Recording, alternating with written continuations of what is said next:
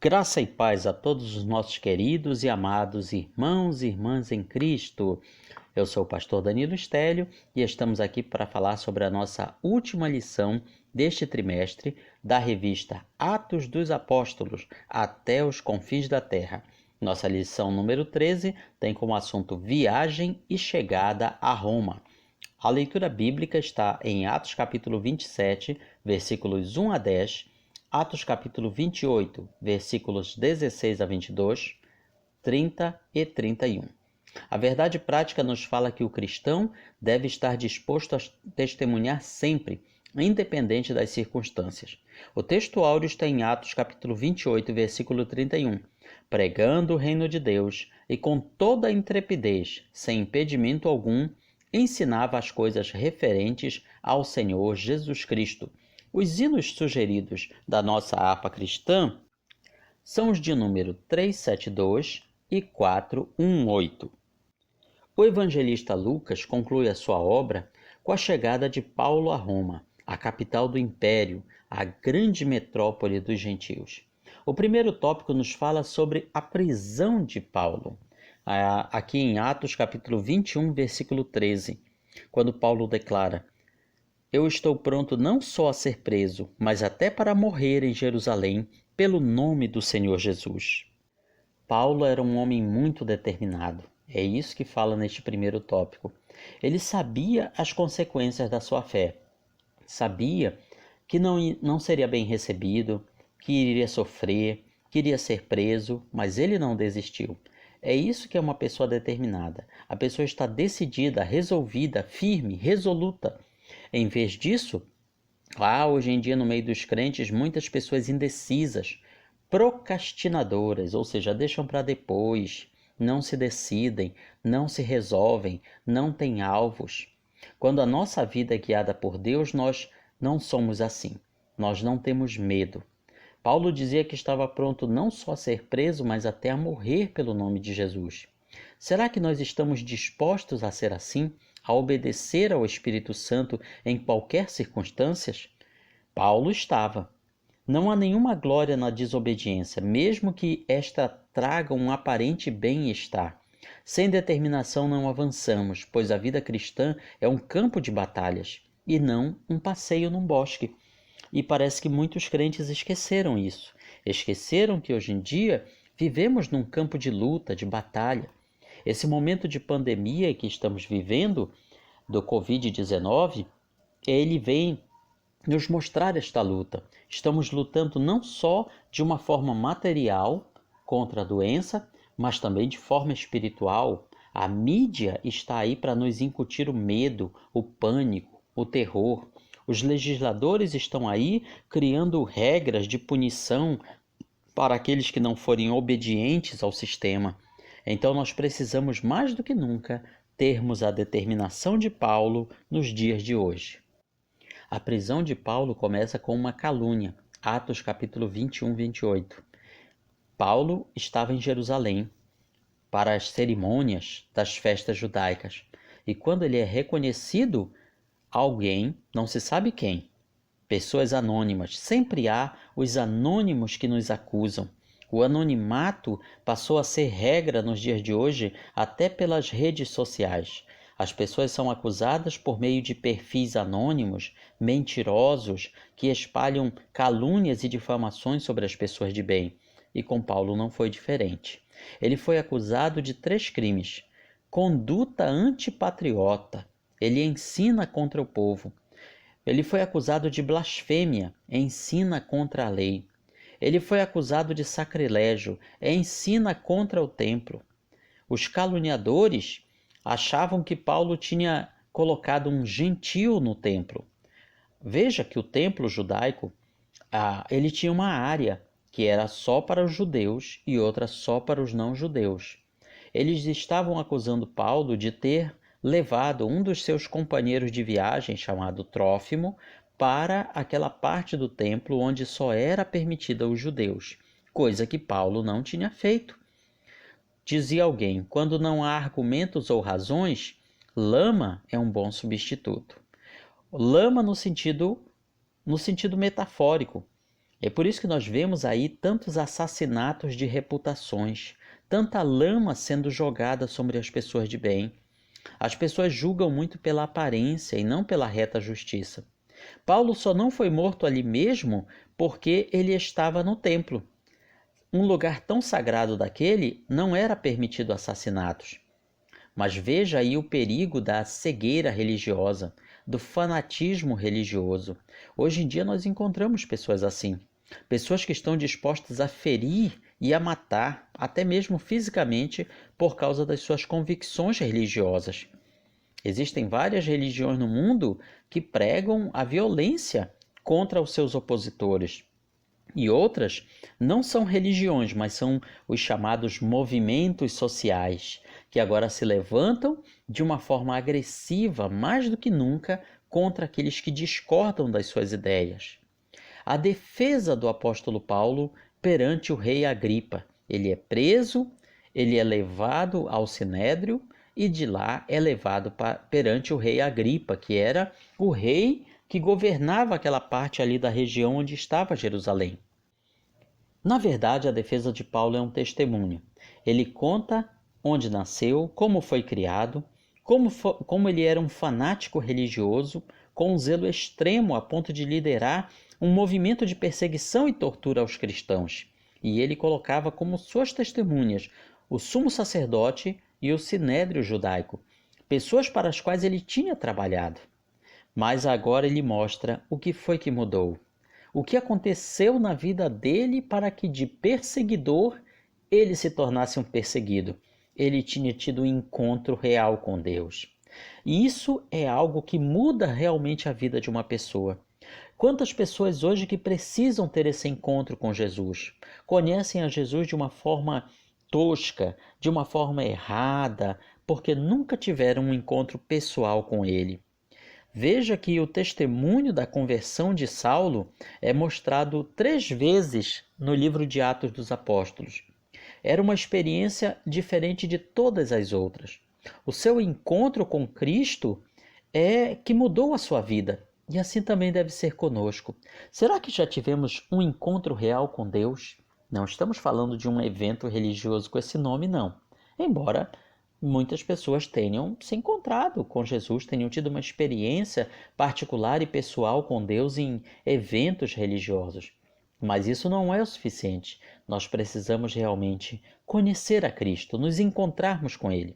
E por fim, após mostrar o seu testemunho, Paulo diz que Deus o chamou para uma missão: evangelizar os gentios. E quando ele chega nessa parte, a multidão se enfurece e por pouco não o despedaça, se não fossem os guardas que estavam ali para protegê-lo.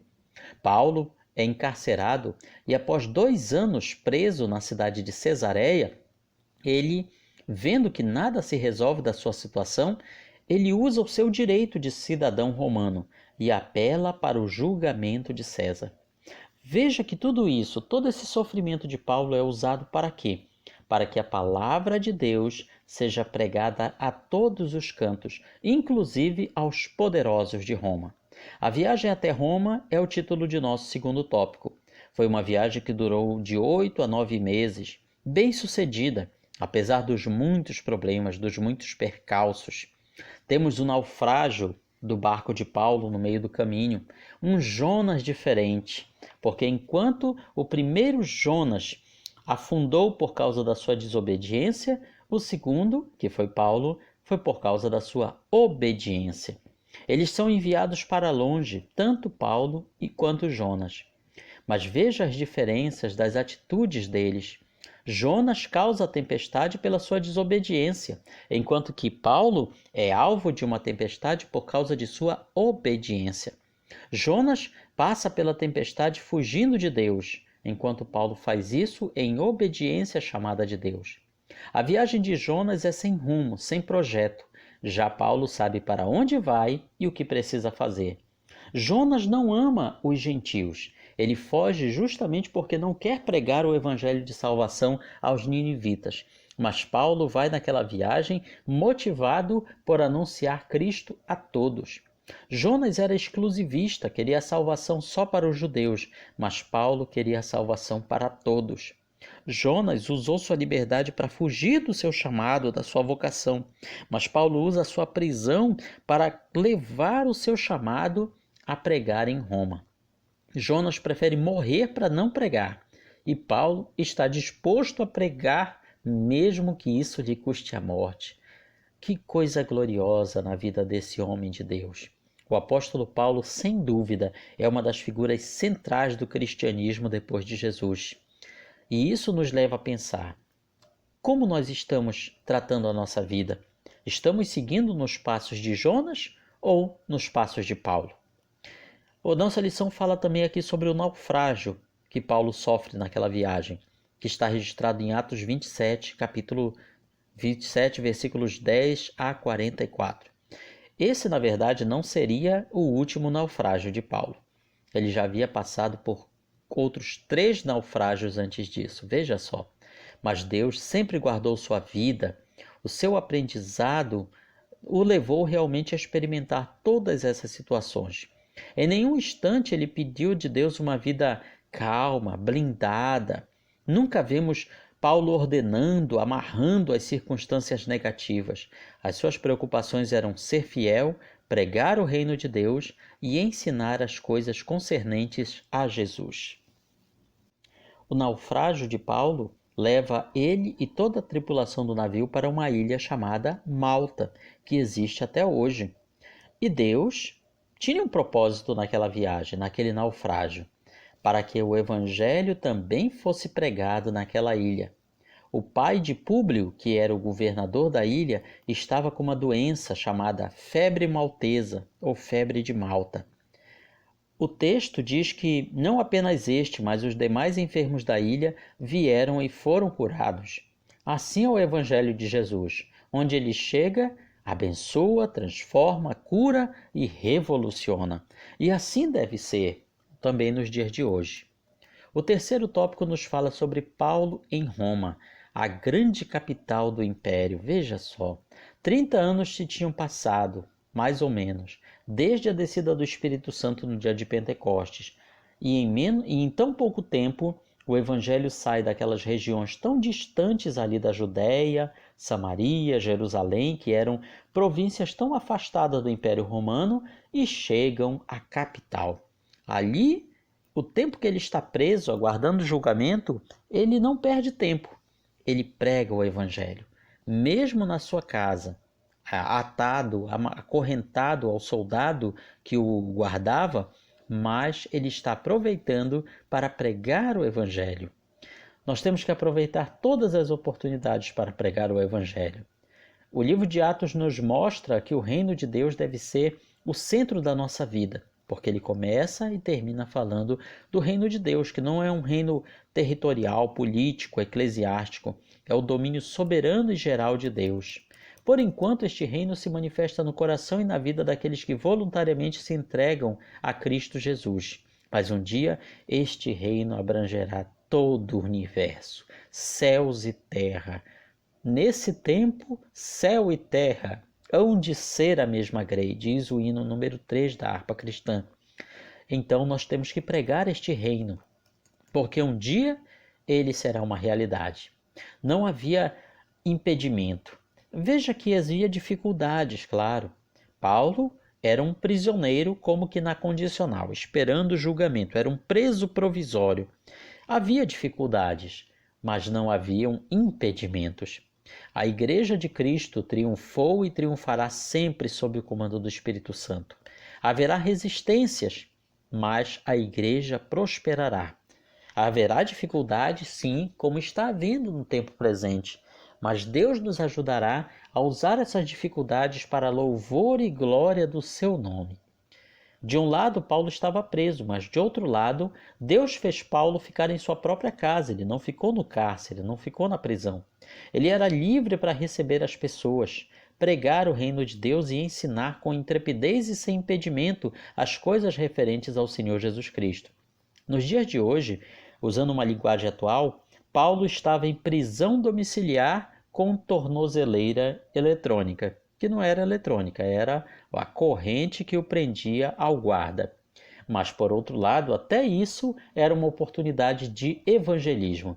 Aqueles guardas que ficavam se revezando na proteção, na vigia, na vigilância de Paulo, eles também ouviam o Evangelho.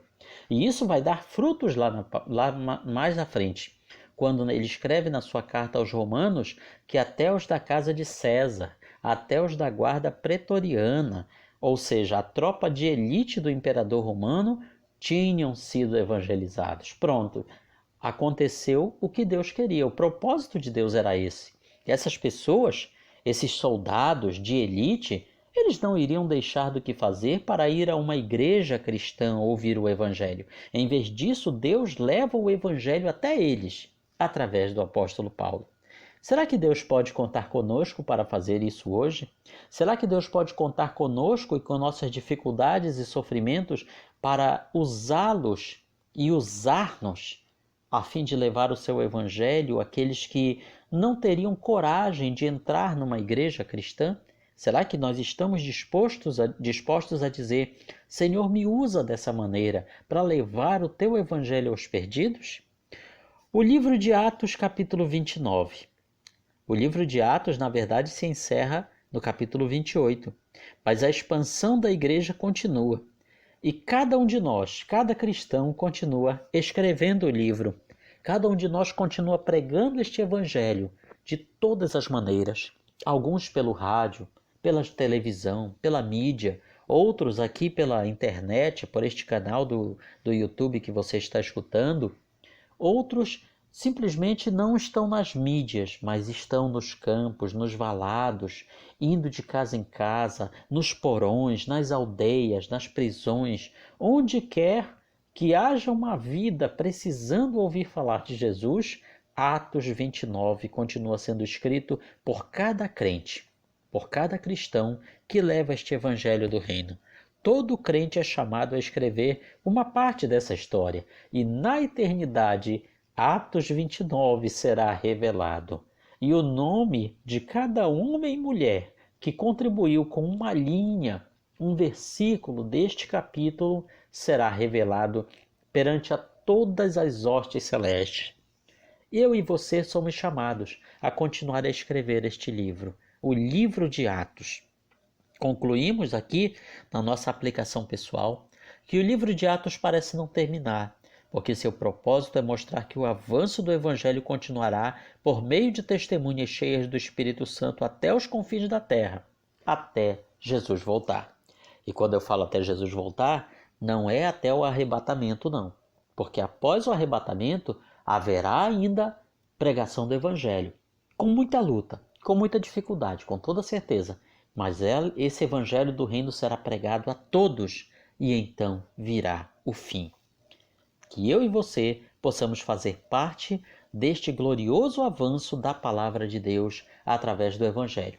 Levemos o amor de Cristo de todas as maneiras que pudermos, a todos que nos cercam, de todas as formas, e assim Deus será glorificado em nossas vidas. Que o Senhor vos abençoe.